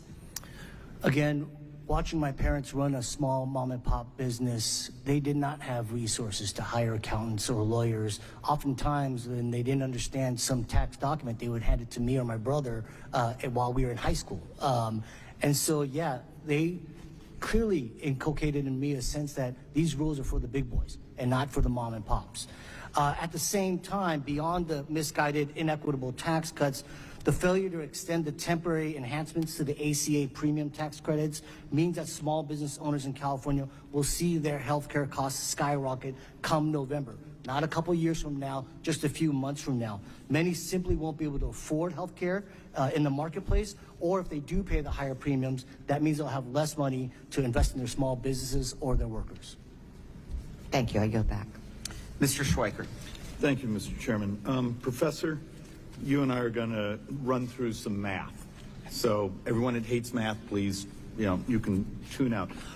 Also, for the fun of it, for those of you who actually have the Wall Street Journal app as of this morning, skip the story that says Democrats are at their 35-year low in favorability. Go to the very detailed, simple graphs to look at on distributional of this tax cut. And you'll actually see, once again, the wealthy are paying substantially more. The middle class actually gets a higher percentage of the benefit than the upper income. So instead of the political class trying to spin all of you, actually just go look at the actual math. Professor, and I know, I'm a fan of a lot of your work, and the Joint Economic Committee has quoted some of your work over the years. One thing that I believe your team has actually worked on is the morality and actually future economic vitality of populations that participate in the economy. It's really a University of Chicago study a few years ago for leading PhD economists did the report that's saying if you don't have work requirements, they're poorer at the end of 10 years. If you do have requests to participate in the economy at the end of 10 years, they're wealthier. Do you find that in your own literature? Well, absolutely, and I've actually been somewhat shocked today at the exaggerations of the supposed catastrophes that are going to happen given that we are now including work requirements for Medicaid. You know, the CBO projections of how many people are going to, they use the word lose health insurance, they don't consider the fact that a lot of people will voluntarily move off of Medicaid onto private health insurance, which is actually the point. And so, no, that's right. I also would like to, I also just want to, you want some numbers? Medicaid rolls have increased since 2019 by 7 million people. And Professor, and look, for anyone who says it's a cut, it's not. It's a slowdown in the growth. We also have to deal with some math reality, and it's not Republican or Democrat, it's demographics. In 7 years, Medicare doubles in spend. It doubles in spend. And one of the great sins we do as a committee, Republicans and Democrats, is we somehow think healthcare is the subsidy. Think about every word you've heard from the Democrats here in the discussion of healthcare is the subsidy. Sorry, ACA is a finance bill. Republican alternative was a finance bill. Medicare for All is a finance bill. When will we actually unleash the technology, the healthcare revolution to change what we pay, not how we finance and ask for subsidies? Professor, and I think it's actually something your colleague did, which showed that the inflation we had the previous 4 or 5 years was actually the biggest punch in the gut to income inequality in America, because those of us with assets, we get wealthier, the other populations get poorer. And the only choice we have is to build a tax system, regulatory system, incentive system for productivity. Am I wrong? You're absolutely correct, Congressman Schweikert. Productivity is the only answer for us to get out of the situation that we're in. Let's just talk about the medical systems for a moment, okay? Federal government, it spends about a third of the total expenditures on Medicare and Medicaid. And these have gone up so much. You know, the federal government in 2019 spent $409 billion on Medicaid. In 2025, they spent $655 billion on Medicaid. And people are crying about cuts. Okay, we need to get much more efficient with these programs and unleash productivity improvements in the programs and in to 9 the benefit years, it's well of over 800. Yeah, and it's going forward. It's only going to increase unless we can incentivize productivity improvements. It's just simply unsustainable. The money is not there. Mr. Speaker, or excuse me, Mr. Chairman, Professor, and I know we only have seconds, but also in your written testimony, you do something that I really hope we do some future hearings on, is what policies can we adopt that now go hand in glove with, we have expensing, research and development expensing. We have the incentives to invest in that productivity. How do we get the alignment of now our laws, our regs, our statutes to actually make them work so we maximize that GDP growth and therefore maximize prosperity for every American? I think you have to look at, as I mentioned in my testimony, more that you can do in order to contribute to the deregulation of the economy in ways that enhances productivity, particularly in medicine. You know, things like telehealth, things like the use of AI in medicine. Some who benefit from the current system actually are against that, but I believe that's the only way that we're going to be able to get out of the fiscal problems that we are in, because these medical programs, the spending on the medical programs has exploded, will keep exploding, and is eating up increasing shares of our budget. We're not going to be able to afford the military. We're not going to be able to, our interest payments are already over 20% of our debt, of our revenues rather. Interest payments are over 20% of our revenues. If you take Social Security payroll tax off the table, they're over 25% of our revenues, excluding the Social Security payroll tax, and we just don't. We need these productivity improvements. I don't want to try the chairman's patience, but thank you for your tolerance. Thank you, and thank you, Professor. Thank you, Mr. Moran. Thank you, Mr. Chairman. It is indeed a distinct honor to be here at the Ronald Reagan Presidential Library. When I talk of tax cuts, I'm reminded that every major tax cut in this century has strengthened the economy, generated renewed productivity, and ended up yielding new revenues for the government by creating new investment, new jobs, and more commerce among our people. Those were the words of Ronald Reagan in 1980. He was right then, and President Trump is right today. At its core, the One Big Beautiful Bill is about liberty. It's about prosperity, stability, and certainty. That's what President Trump's One Big Beautiful Bill means for families, farmers, and small businesses. It's lower taxes, lower regulation, and reduced spending. This is the pathway to economic growth, personal freedom, and restored hope in the American dream. Mr. Huff, you have indeed lived the American dream. Thank you for sharing your story today. As you started picking up trash at the age of 15, and now you are the owner and operator of several convenience stores and a software technology company. That is indeed the American dream. But you said along the way you've had your ups and downs. As a business owner since 1988, I'm sure that's true. As the person that has taken the risks of those up and downs, don't you believe that business owners should also reap the rewards? Absolutely. When your business in particular keeps more of its hard-earned money in the form of profits, what are you able to do with those extra profits? Typically, our extra profits are reinvested in the business. We grow the business. We hire more employees. We buy more coolers, product. We keep the economy going. Yeah, that's exactly what I hear from small businesses around the nation is when they get more money back in the form of additional profitability, they put that money back into either expanding their operations or their businesses, creating a new site, investing more in the employees, providing additional benefits to those employees, raising their wages, expanding their facilities, buying more equipment, all of the things that have been mentioned today and so much more, because that is hard-earned money that you risk everything to make. Isn't that true? Yes.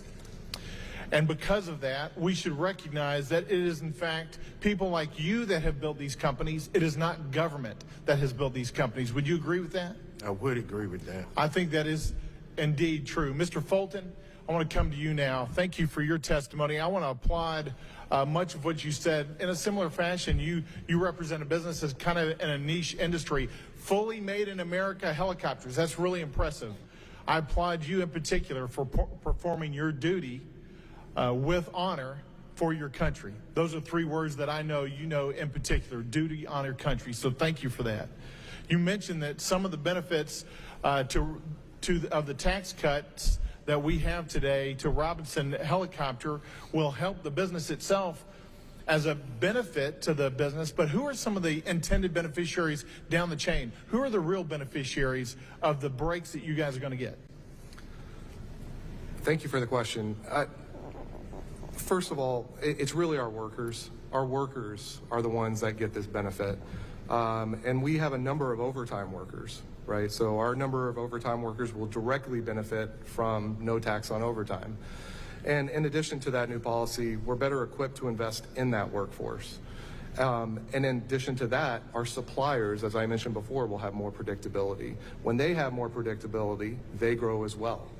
So we see this not just with our core products, but with our workforce, our manufacturing facilities, and our strong American-based supply chain. And when you produce these newly developed helicopters, they're going to help with firefighting. They're going to help with California landowners who are facing those fires. They're going to help with military personnel that are engaged in battle across this world, because they're going to have more reliable equipment. Those are additional beneficiaries that are going to see as a result. We're going to see as a result of the One Big Beautiful Bill. Gentlemen, I want to thank you all for your stories today. I wish I could get to all of you. I want to end with this last quote from Ronald Reagan. He says this, quote, "My fellow Americans, our nation is poised for greatness. We must do what we know is right and do it with all our might. Let history say of us, these were the golden years when the American Revolution was reborn, when freedom gained new life and America reached her best." Thank you, President Reagan, for charting this course, and thank you, President Trump, for returning us to it. With that, I yield back. Mr. Gomez. Thank you, Mr. Chairman. I just want to kind of highlight a few things. You know, these hearings to me are particularly strange because they tend to do them in a kind of very controlled fashion so that the public isn't allowed in a big sense, right? Yesterday in Las Vegas, there was like maybe 20 people from the public. It's all a dog and pony show to try to sell a bill that actually hurts the American people. Because when they have a chance to go and do town halls, I'm not saying every single one on this dais, but do town halls in their districts about this bill, in-person town halls, they choose not to. I went to a district in North Carolina because that member of Congress, Republican, hasn't had a town hall since 2017. I went to David Valadeo's district up the street, and he refuses to do an in-person town hall. I went to another district in Orange County. I had 3 live town halls in my district, including a telephone town hall and including a Zoom town hall. Here's the thing. This is all a dog and pony show because they want to control it. But they also want to avoid the responsibility for making their decisions. That's why even this past week, they canceled votes because they refused to vote on an issue that they didn't want to piss off their base about. Mr. Chairman, I'd like to ask for unanimous consent to enter an article into the record. Speaker Johnson cuts short House business to avoid vote on releasing Epstein files. Without objection. I would also like to introduce another article. Johnson shuts down House early to block Epstein vote. Without objection. In the end, it's about being there to do the work. I even offered the chairman yesterday, hey, let's actually have a real hearing. We'll pick a district out of a hat randomly. We will divide the audience. You can 300 people, Democrat, Republican, Independent, and let's have a real debate about this bill. Because what they end up doing is cherry picking information to say how this hurts or doesn't hurt, how it helps or doesn't help different people. I understand that's how the game is played, but even our gentleman from Arizona failed to, one, even the Republican polling in that bill, in that article, is terrible. It's in the negative. So it's like saying, oh, you guys suck more than we do, but we suck as well, right, on the one regarding how Democrats poll. And then he leads off this provision about who it helps, this bill, and this article from the Wall Street Journal. It actually says, what does it? It says, first, some explanation. The charts look only at the law's tax provisions, not at its reduction to spending on programs such as Medicaid and nutrition assistance, which will tend to affect their lower income beneficiaries. Tariffs which weren't in the law aren't part of the calculations. We mostly compare next year's tax system with what would have happened if Congress did nothing. So it's a very different article. Mr. Kester, I get it. You want to keep more of your family and your farm. I get that. But that costs $250 billion over 10 years for that entire provision. You could have had it left the same as it was, and you still would have been better off. At the same time, when it comes to the livestock industry, 45% of the people that work in the livestock industry are immigrants. But who is this administration going after? Immigrants. Mr. Huff, I'm assuming that you guys accept EBT, correct? Correct. Yeah, now they're cutting SNAP benefits that a lot of working people rely on that go to shop at your store, right? Go and shop at your store. So a bunch of us actually don't have a problem with the 199A provision. We don't. There was a debate amongst our side. How do we make it work? Mr. Fulton, Mr. Timmons, you guys talk about manufacturing, but 56%, according to the American Manufacturing Association, of all imports come to the United States to help manufacture things in our country are being, they're imported. They're going to be, tariffs are going to end up increasing prices. It's actually going to make manufacturing harder. So I agree with you that we got to do something to make sure the manufacturing thrives. Like deductions, we've been talking about that. We just have different ideas. Mr. Raw, I think that's how you say your name. We don't do dynamic scoring because it's insane. Because if we assume that this is going to do X, Y, and Z, say we pass a law and we're saying, hey, we're going to do tax cuts and that's going to create this much economic activity, when we are not certain, it's an irresponsible way to actually pass laws and budgets. That's not the way we do it. We should be doing static budgeting. Static. That's the way we do it in California. That's the way I was when we were in the legislature, because it's the most responsible way. So one of the things that I want to say is that this bill hurts working families.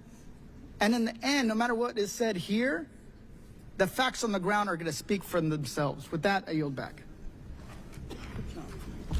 Mr. Estes.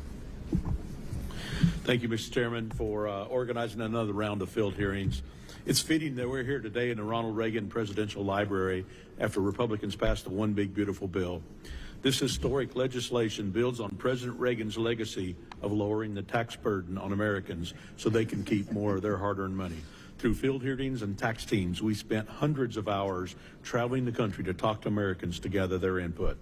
After years of work, the One Big Beautiful Bill will put America first, delivering immediate tax relief to small businesses, farmers, producers, and working families. Small businesses are critical to our economy and provide an honest living for Americans and their families. Ensuring our tax code is fair and encouraging growth is a priority to Republicans in Congress. A significant component of the One Big Beautiful Bill is the permanent extension and enhancement of the 20% small business deduction. With this deduction being made permanent, small businesses will be empowered to reinvest in their operations, hire more workers, and contribute to local economy. Small businesses will also benefit from the doubled small business expensing of $2.5 million because that will enable them to invest in their employees and grow their businesses. Part of ensuring generational growth in business, whether it's a shop in a small town or a family-owned farm in Kansas, we're making sure families aren't overburdened by taxes and government red tape. Our legislation also raised and made permanent the death tax exemption, which means family-owned businesses and farms will continue to be kept in the family instead of assets needing to be sold solely to pay taxes to the government. A key provision that Chairman Smith and I worked on was a permanent restoration of immediate expensing for domestic research and development, or R&D. Supporting American innovation and encouraging investment right here at home is critical. The R&D expensing provision expired in 2022, which discouraged businesses from investing in job-creating activity, and we saw a plummeting in the investment that was being made after 2022 expiration. Making this provision permanent will boost our economy and lead to more job growth. One of the things we can't lose sight of is that 3/4 of R&D spending are for wages. By giving companies certainty to invest in research here and in the United States, we'll see more manufacturing jobs and a stronger, more competitive America. Mr. Timmons, you've highlighted how critical innovation is to our manufacturers, especially given that they're responsible for 53% of all private sector R&D, even though they just make up 10% of the GDP. Can you speak on what kind of impact that has on the workforce? For instance, how many employees are you able to hire because of these investments in R&D? Well, thank you for the question, Mr. Estes. I think innovation is one of the great competitive advantages that we have here in the United States. And when that provision expired a few years ago, to your point, we saw a reduction in investments in research and development. Why is that important? Well, China has a 200% research and development tax credit for the investments made in that area.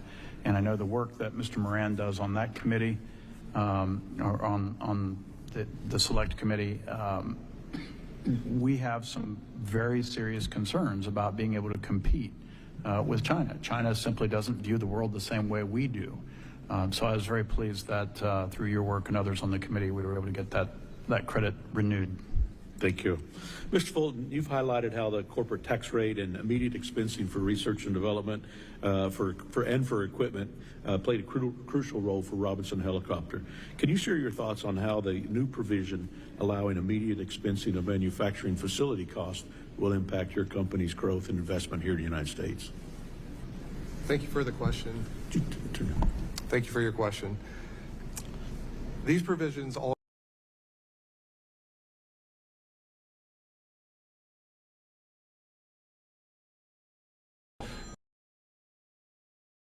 for those new technologies. And then that follows with construction of facilities that can house the production processes, technologies, and the workers to actually run those machines. So the provisions really reinforce a fully coupled research, manufacturing, and marketing pipeline that allows us to be globally competitive with a 100% American-made product. Yep. Well, thank you. You know, without our work in Congress on the one big beautiful bill, Main Street and rural businesses would have faced a 43.4% federal tax rate if the small business deduction expired at the end of this year. Now, small businesses across our nation will continue to operate and grow in their local community. With Republicans in Congress and President Trump back in the White House, businesses big and small are going to see growth in hiring, wages, and prosperity. We saw those results when TCJA was passed during President Trump's first term, and now in his second term, we've made many of those provisions permanent. As we move forward, we remain committed to cutting unnecessary spending, as we demonstrated with the first rescissions package last week. In tandem, the One Big Beautiful Bill's pro-growth policy, America is not only on the path to renewed strength, but will continue to be the very best place in the world to start, grow, and sustain a business. Thank you all for being here, and I yield back. Thank you. Thank you, Mr. Chairman. I'd like to get back to a comment that Mr. Gomez made during his opening statement, alleging that Republicans have turned their back on the ideal that President Reagan had talked about in regards to immigration. He did a quote from the president that talked about the importance of immigration to America and how America is welcoming to immigrations. And I'd just like to say that during Trump's first term, there were 3,962,905 new lawful permanent statuses granted. So almost 4 million new immigrants came into the country. That, by the way, is about the same as during the Biden administration, about 1 million per year, and is about the rate that we're currently seeing right now. So the idea that Republicans have turned their back on immigrants is false. Completely false, borne out by the numbers. And if you want to talk about securing the border, the American people know the importance of securing the border. They know the importance of ensuring that immigrants are coming here legally. Since we're talking about statements from Reagan, since we're here, I'd like to say this. This is a statement from Reagan. He said, "Trust the people. This is the one irreducible belief that separates our side from those who would make the government the all-providing shepherd of the people." I think that encapsulates the differences that you're hearing today from both parties in regards to this bill. Republicans believe in the American people rather than we who believe in free market societies believe that growth, prosperity, and ultimately human fulfillment are created from the bottom up, not the government down. And then finally, last quote, "Fair and simpler taxes will mean that the American people will spend less time trying to outwit the tax collector and more time doing what they do best, earning money, creating jobs, and building the future of this country." I think it's also worth looking, since we're talking about Reagan, we were at the Reagan Simi Valley Ranch last night, saw where he signed the tax cut bill first term. And I know it's not an exact position, but I think there are parallels in history that we can look at. He took office after the Carter administration. We were in a tough recession that started in 1980. Unemployment was 6 to 7%. Interest rates were 21%. Inflation was around 20%. He implemented what, up until that time, had been the largest tax increase, or tax decrease, I should say, in our history. And the results were astounding. And in fact, Dr. Rao, to your point, in regards to economic growth, we saw during the final years of the Reagan presidency from 1983 to 1989 an average of over 4% annual real growth in GDP during that time. If we had that, you would see a remarkable reduction in our debt. You would see a remarkable increase in opportunity for Americans. So, you know, Mr. Gomez doesn't want to do, you want to do static scoring. You know, the real score is going to be what happens, the outcome of this bill. I'm confident that this will drive the prosperity. I think we're going to see the debt grow. But we can place a bet here, Jimmy, and we'll see who's right on that.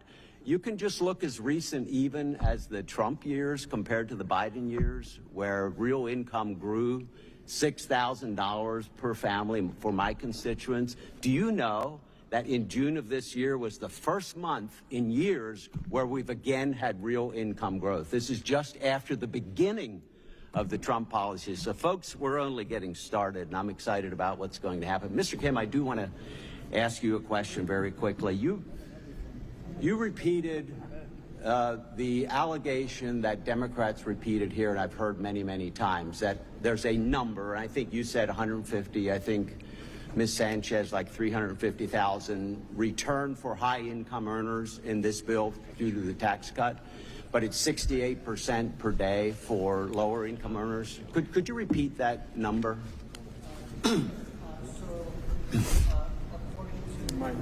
Microphone. Sorry. So by 2027, the top 0.1% of income earners will receive an average of $309,000 in tax relief, while the average working class American will only receive 68 cents a day. And is it your policy, is it your contention that they should receive an equal amount in tax cuts, both of those individuals? It is my contention as a taxpayer that I'd rather my tax money go to the working class Americans and actually that they receive a higher proportion. But I really want to get down to this question because it's the core of the Democrat argument against this. If someone's paying $250,000 in taxes and they get a 10% tax cut, that would be $25,000, and someone else is paying $250 in taxes and they get a $2.50 tax cut, do you think that's unfair? I think America... They both got 10%. I think the American middle class was grown through a progressive tax system, and I think we need to get back to it. Do you know that the tax system has gotten more progressive since the Tax Cuts and Jobs Act? The top 10% now pay 72% of all taxes. If the argument you're making is true, it would be the most massive redistribution of wealth ever. If you think every individual in America should get the same amount of taxes back as a result of a tax cut bill with no regard for what they've paid in the first place, it makes absolutely no economic sense. There is no economist that would agree with that would agree with the argument that you're making here. Congressmember, I'm not making that argument. I'm actually not talking about in actual amounts. I'm talking about proportionally. All right. Thank you, Mr. Smucker. Mr. Horsford. Thank you, Mr. Chairman, and to the ranking member. Mr. Chairman, I want to start by thanking you for hosting this hearing. I think your cause is right. I think getting the committee out of Washington and getting directly to the American people hear about this bill is the right approach. Why? Because the more people hear about it, the more they don't like it. 2 to 1. They just don't like it. And the more that we can talk to direct individuals, whether it's in places like Las Vegas or here, we walk away understanding who this bill benefits and who it leaves behind. Professor, I understand that in your testimony, you argued that investment-driven growth translates into wage gains. But I want to correct the record from information that was presented by the chairman at yesterday's hearing. According to researchers from UC Berkeley and JCT economists, using a comprehensive analysis of W-2 earnings, they found that after the TCJA, wage increases flowed almost entirely to the top 10%. Worse, there were virtually no impacts for the bottom 90%. So while some businesses may have given temporary bonuses, the fact is that the broader economy did not see wage increases from tax cuts to mega corporations. That seems to be the playbook, though. Temporary pennies to the working people, permanent relief for billionaires and mega corporations. And research by JCT and the Federal Reserve found that 17% of the corporate tax benefits went to foreign investors and owners. The last tax law gave permanent relief to corporations and scraps to workers, and this new law doubles down on that same imbalance with permanent relief for billionaires, but only temporary provisions for workers. So, Professor, how can you square this up, and won't this just deepen income inequality? Thank you for the question, Congressman Horsford. Well, that study has a critical flaw in it, and that flaw relates to the methodology of the study, where they compare C corporations and pass-through entities in the same locality and industry. And the problem, and the reason you can't do that, is because those are integrated labor markets. Especially, those are integrated labor markets at the middle of the income distribution, the parts of the income distribution they're looking at, but not so much at the top of the income distribution. Okay. So thank you. So I dismiss that finding, and I disagree with these conclusions. Thank you. Yep. I appreciate the point, but the result is what I'm talking about. And I asked you specifically how this will address income inequality. Well, this bill... I'm reclaiming my time. I can tell you how it's going to address it. It improves. It actually is... Professor, we have a very limited amount of time, so you dominating my time doesn't allow the opportunity for your question, which I asked and you did not answer.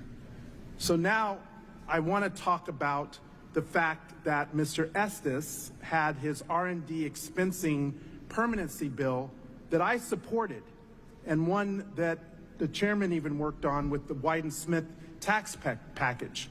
My concern is that there are severe economic and social costs in the way that some of these provisions were made permanent. The Penn-Wharton budget model finds that this law will increase the deficit by $3.2 trillion. Since I know that my Republican colleagues will ask, yes, Penn-Wharton did a dynamic score and noted slower economic growth, bringing the score to $3.6 trillion. Yale's budget lab projects that the bill would add $3 trillion. Even the Tax Foundation document that's cited today in your testimony agrees that this bill will push debt to GDP's weighing out investment. Mr. Chair, I would like to submit to the record scores from Penn-Wharton, Yale Budget Lab, and the Tax Foundation, as well as Brookings Tax Policy Center. Without objection. Thank you. I want to close with the words from Ronald Reagan. And he said in 1984, quote, "The most important thing the government can do is not burden the economy with excessive taxation, spending, and regulation. But when it does intervene, it must do so on the side of the working men and women of this country." Sadly, the one big, ugly bill burdens everyday Americans with higher costs, fewer protections, and a system rigged for those at the very top. It rips food from the tables of families, it threatens clean energy jobs, and it kicks millions off of their health care, all while padding the pockets of the very rich and the powerful. This isn't economic leadership, it's economic betrayal. So let's stop calling this bill beautiful, and let's call it what it really is. One big betrayal of the working people of America. With that, I yield back. Mr. Moore. Thank you, Chairman. Thank you, witnesses, for being here and taking time out. But a sincere thank you to the Reagan Foundation and Institute. Being at the Reagan Library is a special place. I think that President and Mrs. Reagan truly represent the best that our nation has to offer. I was born in 1980. My mom has always called me a Reagan baby, and I've lived with that, and it's truly an honor to be making my first visit here. But what they do also, I mean, right in the next, in a room adjacent to here, they have a whole bunch of high school students here doing a debate performance and debate competition. Libby Hancock from Salem Hills High School of Utah is actually performing right at the same time. We should have brought those kids up here to debate this bill as well. That would actually be pretty fun. So again, just thrilled to be here at this institution. Dr. Rao, yesterday in our hearing in Las Vegas, I highlighted something pretty unique, and it's context and data, and I know we don't like to, address that all the time. But more than half of the tax provisions in this bill, more than half, is going to two simple things: the child tax credit and the standard deduction, right? None of which that are taken advantage of or can even be taken advantage of with the income caps that we put on it by the wealthy. That's not even to include all the other provisions that go directly towards middle class support. But those are individual provisions, and I wanted to just quickly ask you, there's business provisions in here too. I think some excellent commentary has been shared, but just talk to us a little bit about some of the business provisions, the pro-growth tax policies, and how those still go directly to impacting families. Thank you very much for the question, Congressman Moore. I think the qualified business income deduction for pass-through entities, which has been discussed a lot today, is one of the key features of the business provisions that helps a broad segment of the U.S. population. You know, it was cited before, maybe this was Congressman Gomez or Congresswoman Chu, that the top 10% of taxpayers were allegedly benefiting more from the QBI. Well, you know, it's worth looking at what the top 10% of taxpayers in America actually contribute to the economy in terms of the jobs that they create. The reason that they're getting bigger deductions because they're hiring more people, they're running bigger firms. And also how much taxes they actually pay. The top 10% on the latest data earned 49% of income, but they paid 72% of the federal income tax. We already have an extremely progressive system where the top end of the distribution is supporting, through a lot of redistribution, the bottom. We're starting from a setting where the top quintile, the top 20%, are paying $120,000 net per household net into the system, and the bottom quintile is receiving $30,000 net into the system. And this bill doesn't really change those numbers in any material way. Thank you, and that actually dovetails with my colleague from Pennsylvania, Mr. Smucker, and highlighting that we're actually still becoming a more and more progressive tax system. That's irrefutable, and I appreciate your highlight of that. Mr. Fulton and Timmons, I'm home to my district's home to Hill Air Force Base, and adjacent or surrounding Hill Air Force Base, there's a very dynamic aerospace engineering and manufacturing industry. Just share quickly how tax permanency, right? A lot of these things were tried out. Hey, we tried them out for a little while, and there were some things that went on the chopping block too that are now going to be back in as permanent. Just talk to some of these business provisions and how they're going to provide support and help to your industry with the fact that they're permanently going to be in place now in code. Yeah, thank you for that question. What we heard from our manufacturers after 2017 was they actually made a promise. They were going to raise wages in the United States, and they did exactly record for the next 3 years in those areas. But as you know, many of those provisions were temporary, and so making the provisions permanent has allowed our companies to actually plan for the future. One of the things we heard earlier this year was we heard some uncertainty among our manufacturers, especially small manufacturers who are so critical to the supply chain, say, we're not sure if we want to invest in additional capacity here in the United States, because they didn't know if this bill would actually get done. As soon as it did, you started to see much more confidence, especially by these small businesses, that they were willing to make those investments to grow manufacturing capacity here in the United States. And I'll just quickly end. Thank you, Mr. Fulton. I apologize. My time's up. Section 179, small businesses can now deduct a whole bunch more. That's going to create more business activity. They're going to be paying more taxes. We're going to continue to see revenue growth. Thank you, Chairman. I yield back. Mr. Kustoff. Thank you, Mr. Chairman, and thank you to the witnesses for appearing today. And it's a real honor to be here at the Ronald Reagan Presidential Library, and I'm sure you all would agree to that as well, being able to testify here. And to my understanding, this may be the first congressional hearing ever conducted at the Ronald Reagan Presidential Library. Mr. Timmons, if I could ask you for a moment, you conducted over the last couple of years, I know with your manufacturers, roundtables, listening sessions, as we were debating the expiration of the Tax Cuts and Jobs Act. If I can, specifically as it relates to the pass-through or non-C Corp manufacturers. Two questions, if I could. One, talk about the importance of certainty, the passage of the One Big Beautiful Bill before the end of December 31, 2025, the fact that we did it in July versus waiting to the end of the year, the fact that it may have expired in toto. And then maybe if you can, for some of your member companies or some of the manufacturers, what would that have meant if this would have expired at the end of December 2025? Thank you for that. So one of the conversations that I know the chairman and I had many times was about the importance of businesses and specifically manufacturers who make major capital investments, their ability to plan into the future. And the conversation that I had with the chairman was, and I'm very happy that this bill did pass in July, because had it happened later in the year, we probably wouldn't have even had the ability to plan for 2026.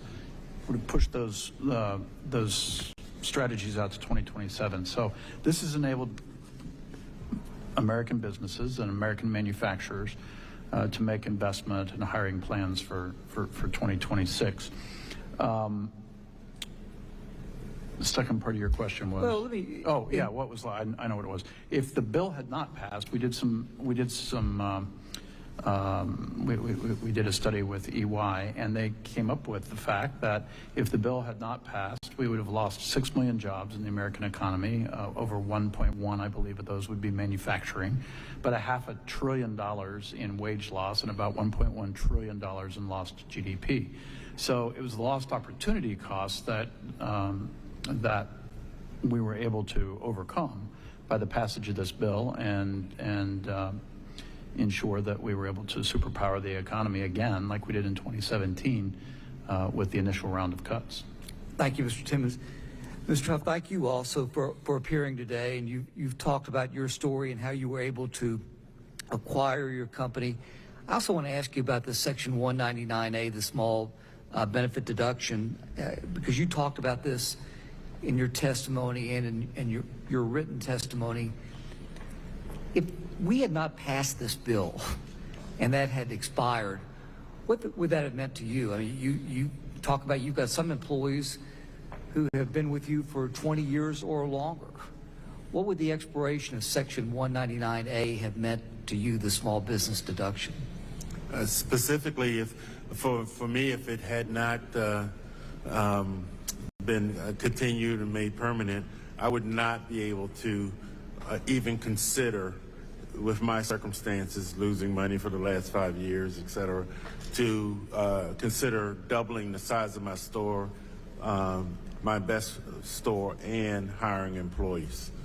I mean, that's your point. If you can't expand, then you are not hiring employees. Thank you very much.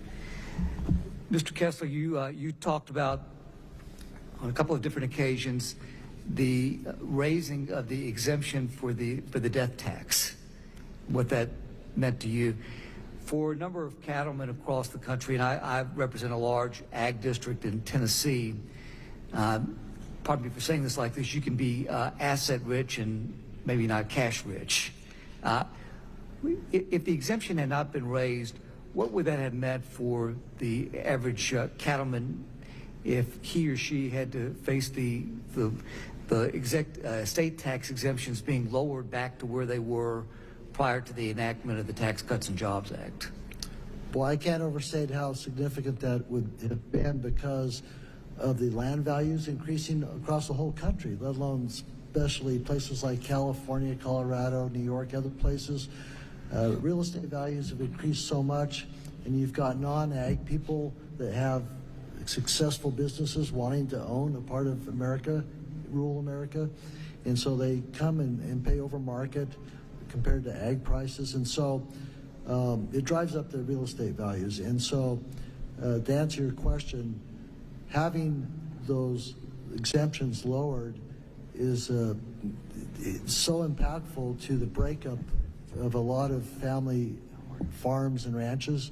And it's also bad for the environment. I haven't made that point yet today. When you start breaking up and fracturing farms and ranches across this country, that also hurts our environment, animal species, plant species, and that we don't talk about that part a lot, but it's also significant in addition to the ruination of family businesses.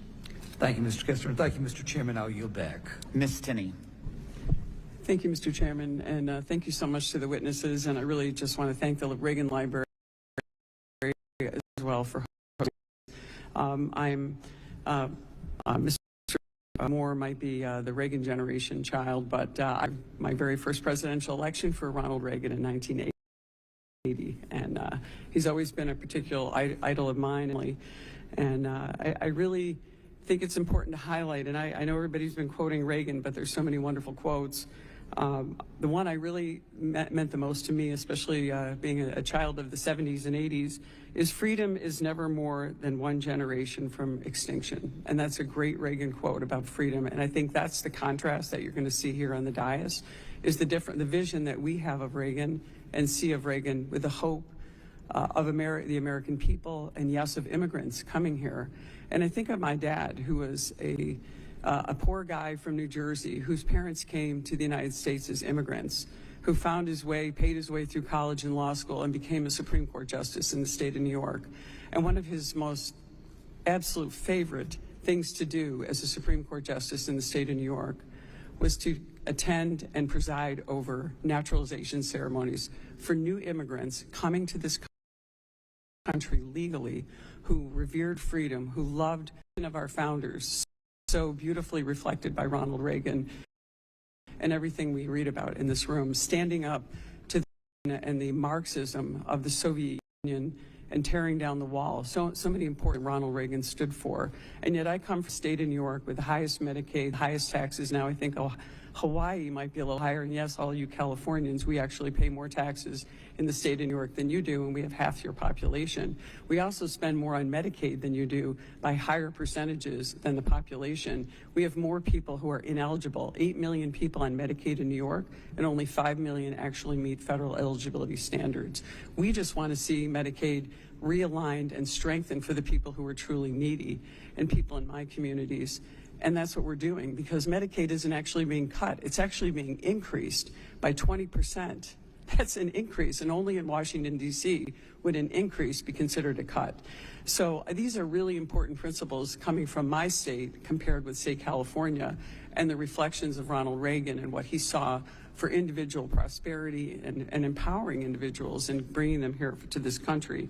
And as a small business owner, this bill is really important to me. 95% of the people in my district in rural upstate New York, mostly farming communities, small manufacturing, go to work in a small business, not a big giant company. Most people are going to get a lot of the benefits from this. Probably 95% are going to get benefited from this bill. And it's just really important to note that we care about immigration and legal immigration, and making sure that we have people that want to come here and work and pay into our system. And I just wanted to actually point out a couple of things quickly, because a lot of people touched on things. But one thing I wanted, Mr. Timmons, maybe you could comment on this, and all of you have done a beautiful job today explaining your points. One of the most important things about this bill is if you've talked about the One Big Beautiful Bill, full expensing, child care, tax incentives, small businesses.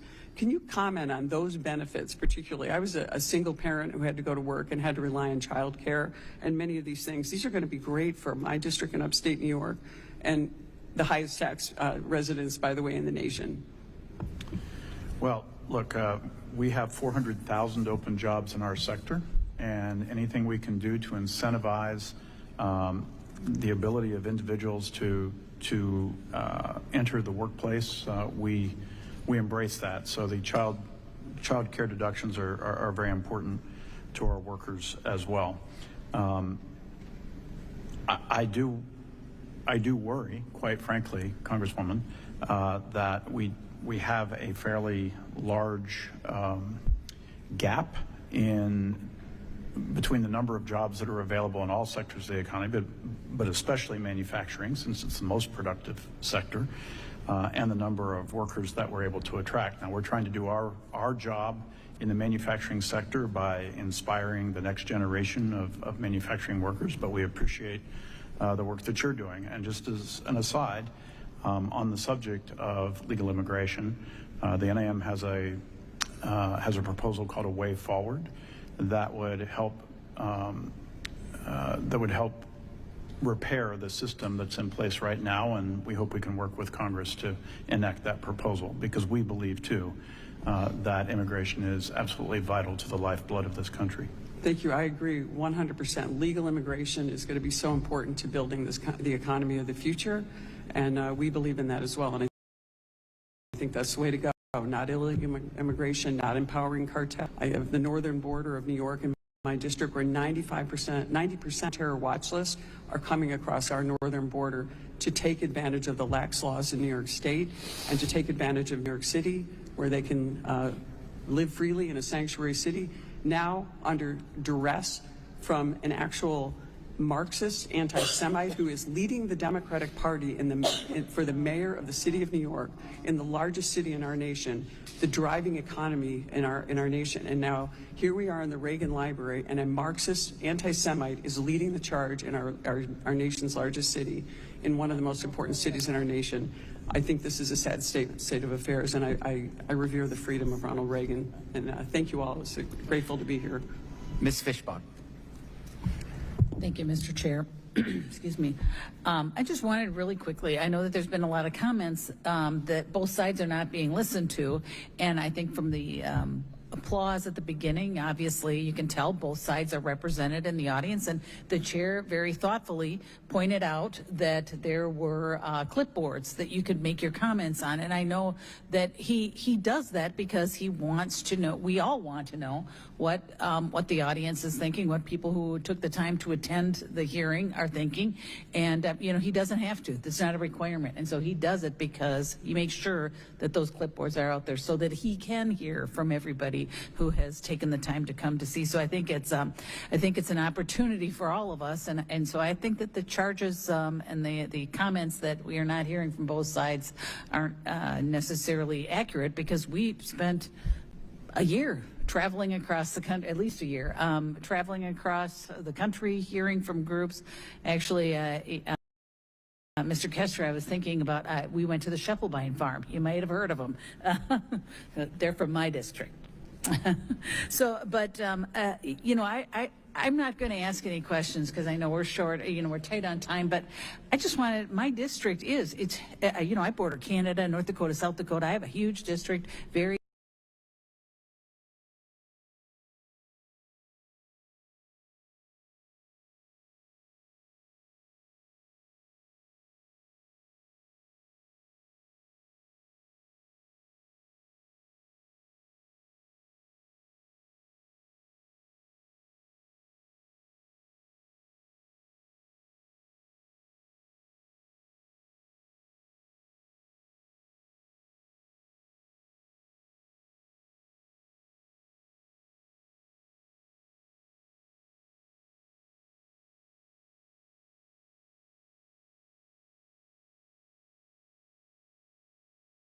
farmers and people from the ag industry would come in and visit me for the last year.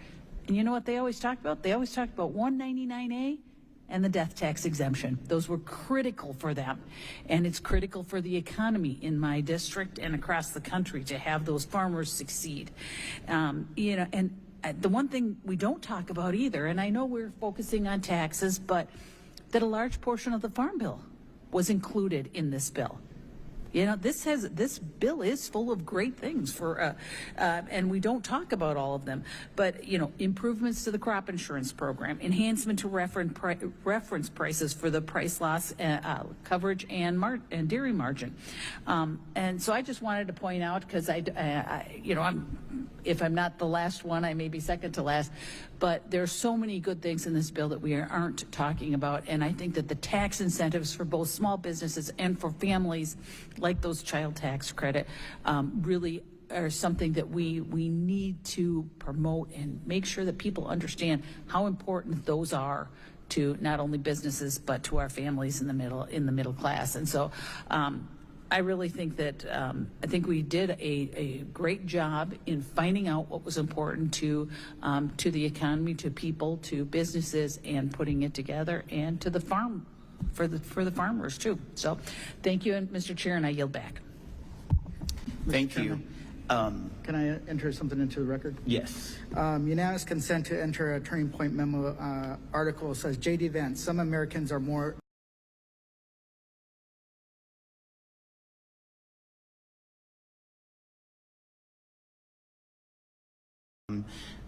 without exception, without objection, submitted to the record. I have several questions. Mr. Kester, thank you for being here. We heard some comments earlier about the high price of beef that is in the stores. At $9 a pound, I think is what was said. $9.06. Yep. Could you tell me how much your live cattle sells for? Yes, it depends. We're in some value added programs, so it can range. We retain our calves, sell them as yearlings, and so they can easily, a 900-pound steer plus can make $3 a pound right now. Not $9, but $3? $3 per pound. Yeah. So roughly, $3,000 a head. So over the last 4 years, with inflation going up 22%, have you seen fertilizer prices go up? Oh, yes. Have you seen hay prices go up? Yes. Other feed prices go up? All prices have gone up. Wow. Yes. And over the last 4 years, that was during the Biden administration when inflation gone up 22%. Yes. So I do want to point out, Dr. Rao, you made a comment talking about the bill earlier, saying that this bill will explode prosperity, not debt. Thought that was a very, very good statement. And I would reiterate, I know that what has been submitted into the record a little bit ago was scores of this bill from Penn Warden. We've talked about the Congressional Budget Office. You look at the Congressional Budget Office.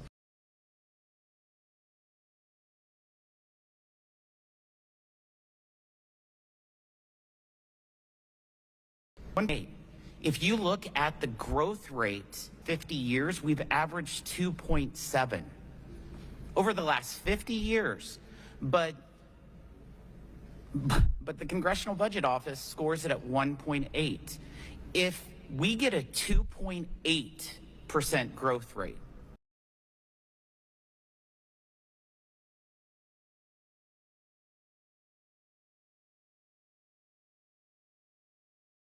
deficit by more than $500 billion. Agree with? Thank you, Congressman Smith. Yes, I do agree with that. And to take it further, I think what's very important so that we have in future debates about tax reform, so that we have fewer independent entities at universities throwing out their own scores.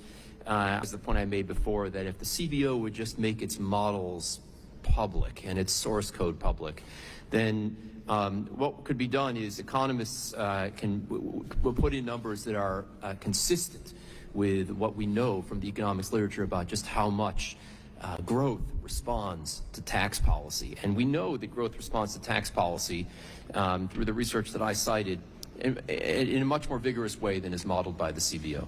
So I agree very much. So earlier your questioning, you also was talking about some of the individuals of the number thrown there that they will lose their are individuals that just choose not to follow the guidelines. Point out that if you, according to the Congressional Budget Office, since it has to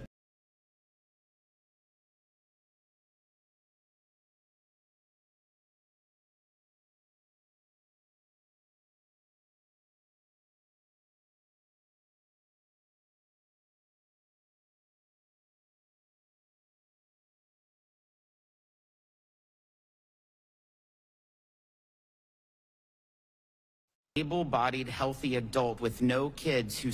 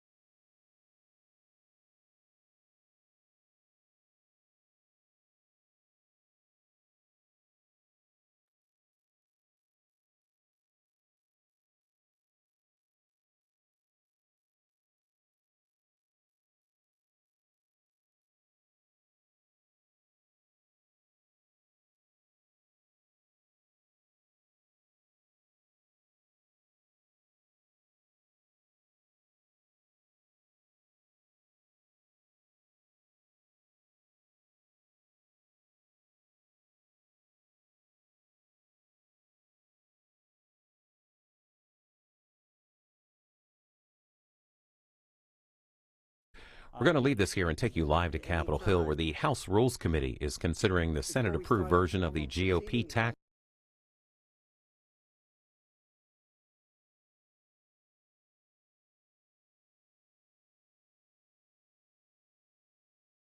provisions, in fact, lowers Obamacare premiums by 0.6%.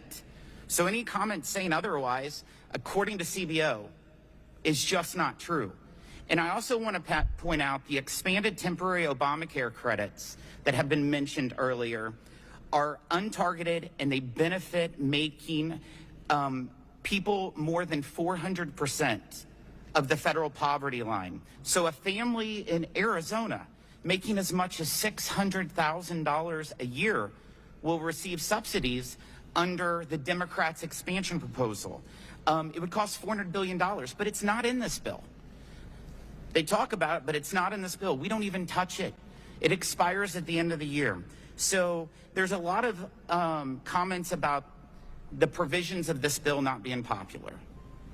If you go by the different provisions, according to the Harvard poll that just came out in the last couple weeks, it's quite amazing. Like the no tax on tips, no tax on overtime scores over 65%.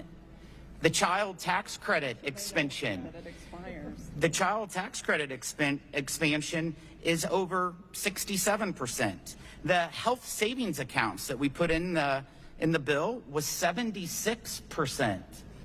The Trump accounts, savings for individuals was 65%. So I could just go on and on, but I just want to reiterate how much I appreciate the Reagan Library for hosting this event.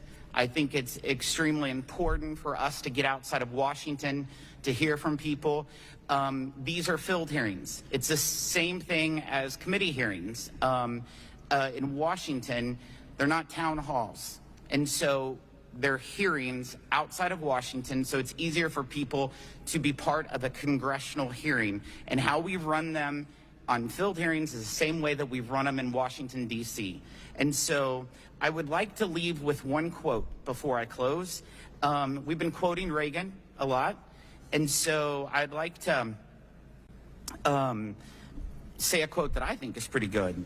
Reagan said, "You can't be for big government, big taxes, and big bureaucracy."